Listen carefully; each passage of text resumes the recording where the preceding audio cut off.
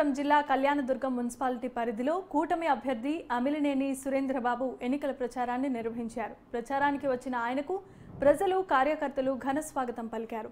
కళ్యాణదుర్గానికి municipality ఉంది కానీ దానివల్ల ప్రజలకు ఎలాంటి ఉపయోగం లేకుండా పోయిందని సురేంద్రబాబు మండిపడ్డారు. ప్రజల నుంచి పన్నులు కట్టించుకుంటున్నారే తప్ప వాటికి సరైన పారిశుద్ధ్య పనులు చేయించడం లేదని ఆయన వాపోయారు.